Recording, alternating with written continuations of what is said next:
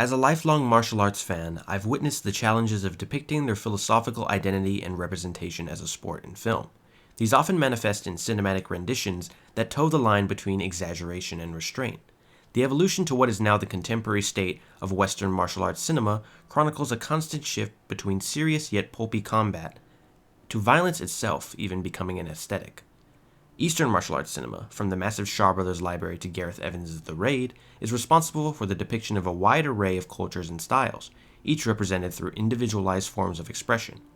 These are often inseparable from larger societal structures represented by virtuous folk heroes such as Wong Fei Hung and Yip Man. Kung Fu, Muay Thai, Karate, many Asian martial arts in particular, are inextricably linked to their countries of origin through a positive correlation established between the physical prowess on display as well as their close attention to philosophy.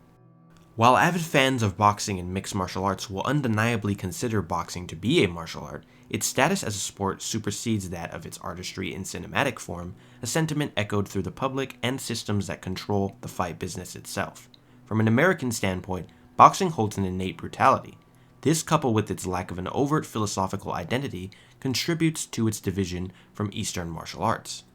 The setup utilizes an esoteric combination of film noir and a so-called foreign sensibility, heralded by an exploration of how boxing's contemporary status as a martial art may not need the aforementioned outlined philosophical implications. The dismantling of a traditional American ideological lens is channeled through what it means to be a boxer, providing a strong case for martial artists that sometimes philosophy can form itself through the act of physical combat prompted by a similar reaction to injustice. Boxing's susceptibility to corruption generated a cinematic response that confronted a country's ideals in the 1940s, outlined via direct condemnation of the destructive tendencies that continue to loom over the sport. A fighter is a human first and foremost, not a commodity designed to be taken advantage of, and I believe that Robert Wise's film encapsulates the unique divide present between the public's perception of fighting at large, how the cinematic rendering of boxing itself affirms its status as a martial art, ultimately offering a foresight into the contemporary landscape of modern combat sports and perceptions surrounding martial arts in the West. Alongside the likes of Fred Zinnemann and Elaine May, I feel that Robert Wise's career continues to remain somewhat underappreciated.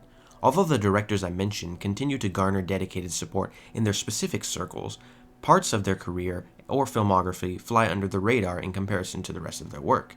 Already integrated in the canon of essential cinema, Wise's The Sound of Music and West Side Story highlight a precise technical prowess built on vivid, colorful imagery heralded by impressive feats of intricate choreography. Contrast the tone of these movies to the dark atmospheric identities in The Haunting and The Day the Earth Stood Still. The revelations of these shifts are present years before the release of the setup. The setup deviates from an exaggerated formula, using a real-time temporal structure to showcase 73 minutes in the life of Bill Stoker Thompson, played by Robert Ryan, an aging boxer whose manager takes bribes from a gangster behind his back. The setup is raw, stark, and filled to the brim with dynamic flair, offering a layer of relevancy that continues to unfold in modern-day film discourse, generated through its realistic portrayal of boxing and its underlying psychological effects. The film garnered widespread acclaim from film critics and mainstream American newspapers via its hyper-realistic depiction of the brutality of boxing and its business practices, both in physical and psychological form. Indicative of the boxing landscape found within the country at the time, the lead actor Robert Ryan's mentally taxing performance and the fleeting screen time of the supporting cast members combined to craft a narrative devoid of warmth or hope.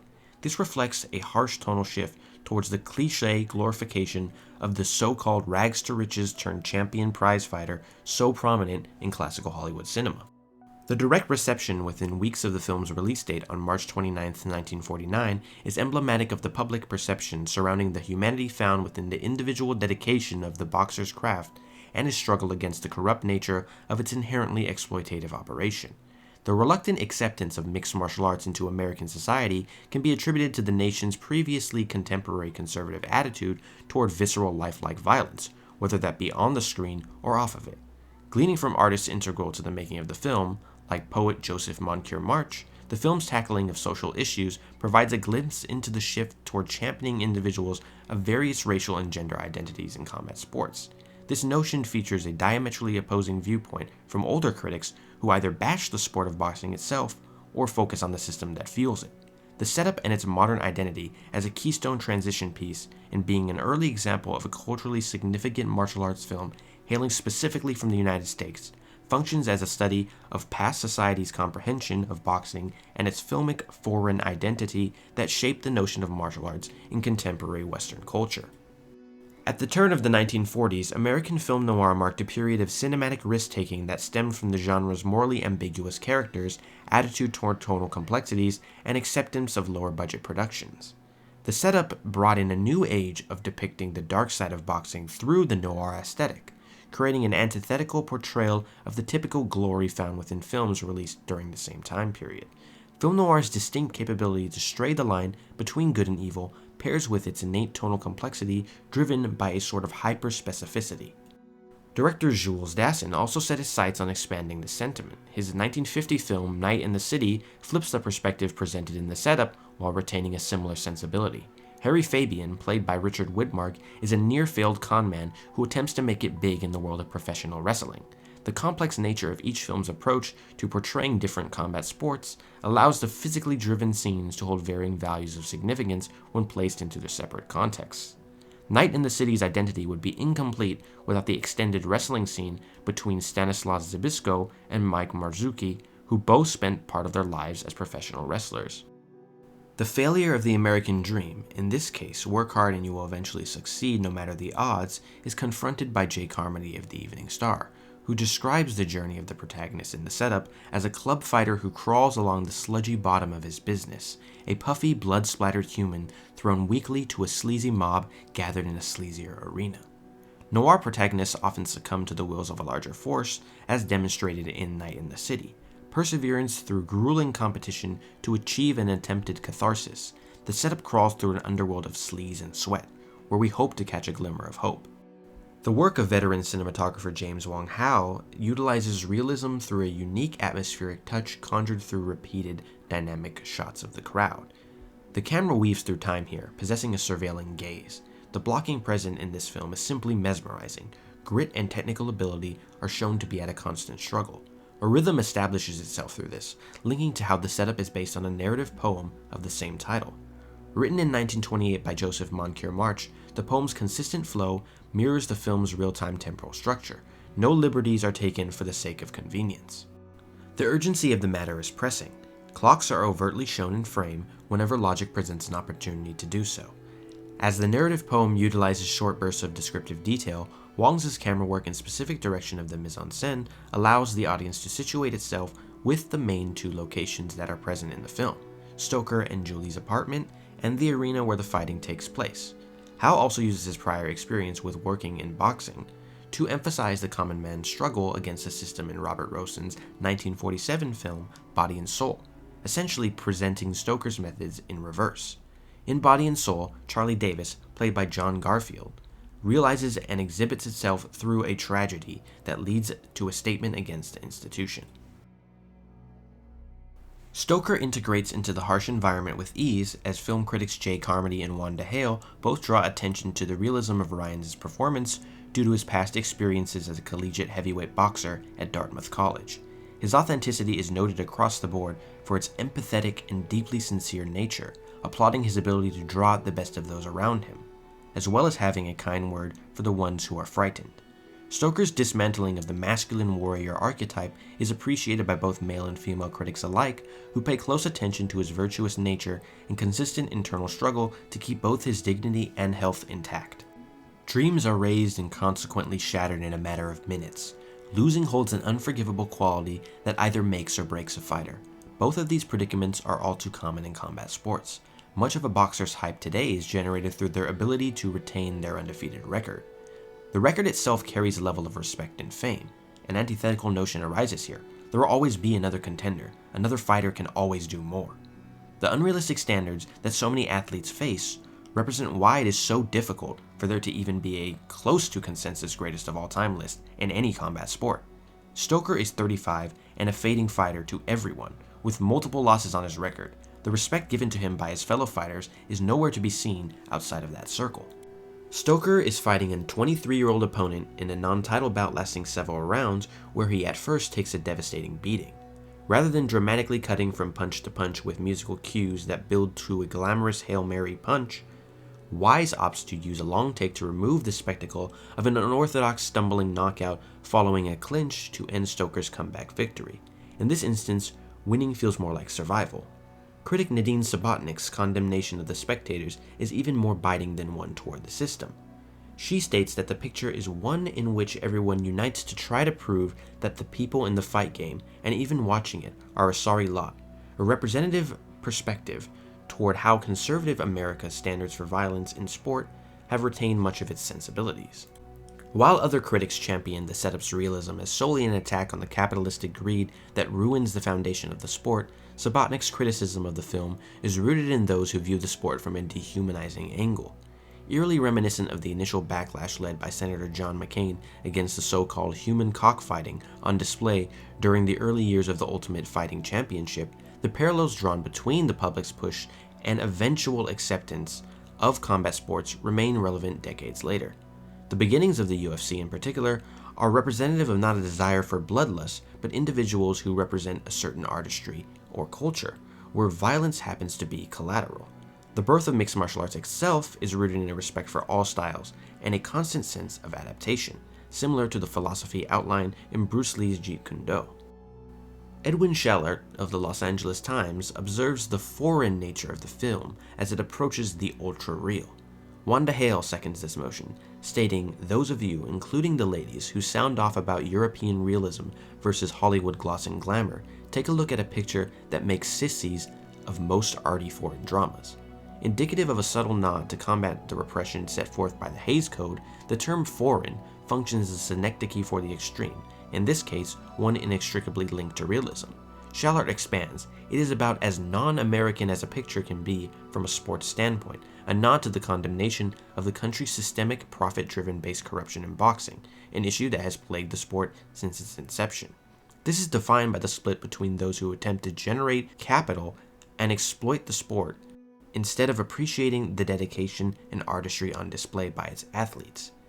Extras are shown to depict this, in a similar vein to that of Jacques Tati.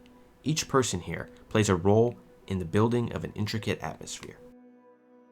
The Japanese film industry depicts martial arts with an unbounded sense of respect, molding the methodology of combat into culture itself. For instance, renowned auteur Akira Kurosawa's first film, Sanshiro Sugata, introduced the close-quarter yielding art of jujutsu to mainstream audiences. The cinematic representation of this specific martial art, and in this case, the juxtaposition of pride against culture found within those different from another, offers a universality that transcends the goal of the individual competitor.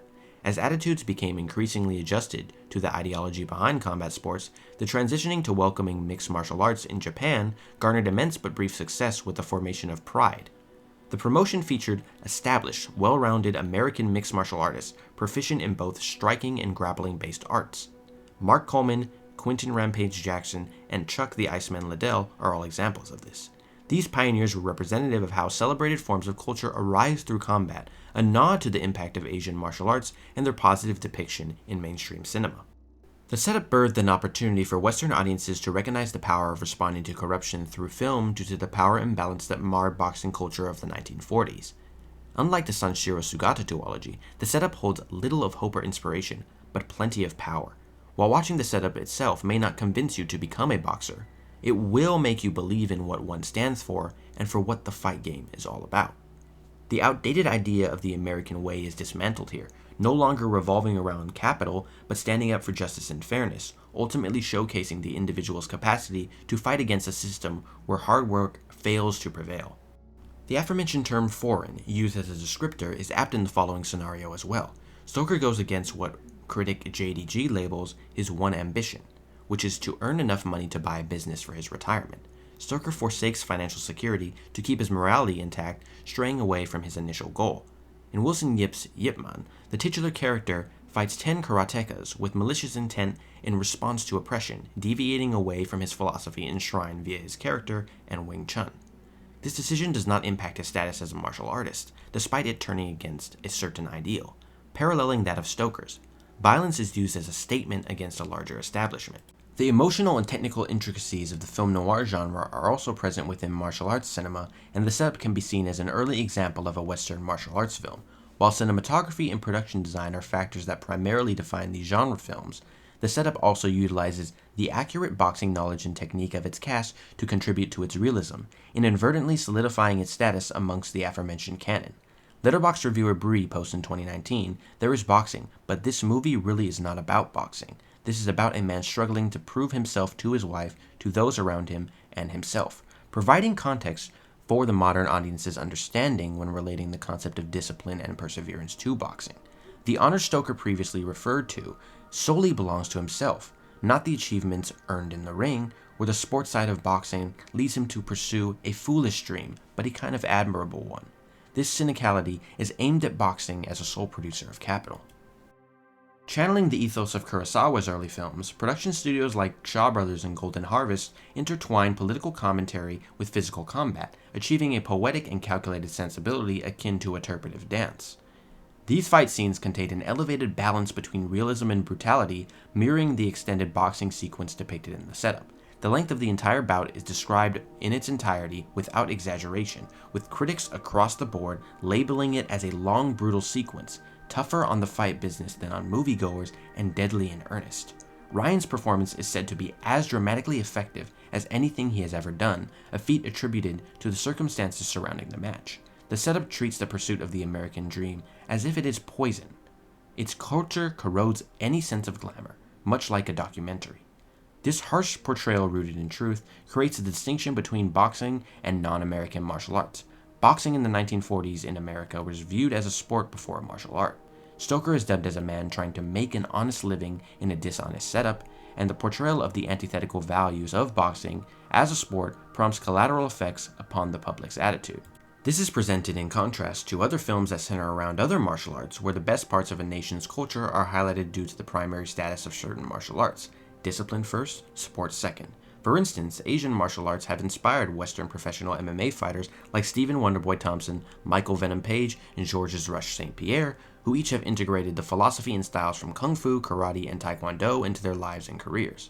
In comparison to the 1940s, high-profile boxers were oftentimes only regarded highly for their ability to generate spectacle, in the form of bloodthirsty brawling, or capital, often blocking non-compliant title challengers from even having the opportunity to unify their status as a divisional king. This remains an issue to this day. There has only been one undisputed heavyweight champion in the four-belt era, comprised of the WBC, WBA, WBO, and IBF titles. This is made even more incredible due to the 25-year gap between three-belt king Englishman Lennox Lewis's reign to Ukrainian Alexander Usyk, whose status remains short-lived because of his decision to immediately rematch Tyson Fury rather than the interim title holder Daniel Dubois. In mixed martial arts, the opposite has occurred in the UFC's heavyweight division, where heavyweight champion John Jones just fought a 42-year-old Stipe Miocic, leaving the current interim champion Tom Aspinall with no choice but to defend his interim belt, which is a rare occurrence. Critics May Tanay and Wanda Hale approached the film by examining its gender politics, particularly engaging with the role of women in the fight world. Rendered important due to the mistreatment or even complete shunning of aspiring female boxers at the time, the pair's respective views offer valuable insights to the impact of Julie as a character, despite her limited screen time. Considering that Caroline Svensson, the first woman to be granted a boxing license in the United States, failed to secure one until the year 1975, Tanay's categorization of the film as a primarily men's picture is indicative of how women's boxing development lagged far behind that of the men's side. She shines an astute light upon Audrey Totter's performance and analyzes her character through an empowering lens, contrary to Los Angeles Mirror writer JDG, who interprets Totter's disheveled state as relief. He writes, "She is elated because they must find a new life together." He views Julie as a disposable asset, stating it is hard to hold interest in the wife, and it wasn't in the cards for the part to mean more. Tanay's observation describes the role as passive due to circumstance and attributes the moral of the film to be, listen to the little women. Despite Shallert's opinion on the secondary nature of the role, Tanay, Hale, and Subotnick recognize how Julie's display of strength arises via the undying support she gives to Stoker in the final scene. To the three female critics, Totter's performance is rendered significant due to the smaller details. Shots of Julie prowling around counting the moments are not born out of a desire for him to be successful financially, but to keep his physical health, while reluctantly realizing the importance of his dignity. These shots attain a city symphony-like quality to them, in which the night and its creatures prey upon the anxious energy she exudes. From a contemporary standpoint, the combat sports world has evolved in both popularity and perception. The setup predicted the future via its unrelenting analysis of the spectator through the examination into its elusive dismissal of the modern-day casual combat sports fan. This term originated in the internet era and is frequently used in varying degrees of severity when describing a spectator. It's the sports equivalent to film bro, and much like that term, has a wide range of definitions it can inhabit. Those who would categorize the word from a more serious perspective would use the word casual in a scornful manner, aimed at promoters and fans who have a lack of respect for fighters, going as far as to care more about the result of the fight rather than the skill or effort put on display. Schallert writes, "The crowd doesn't even cheer the conquest of Stoker."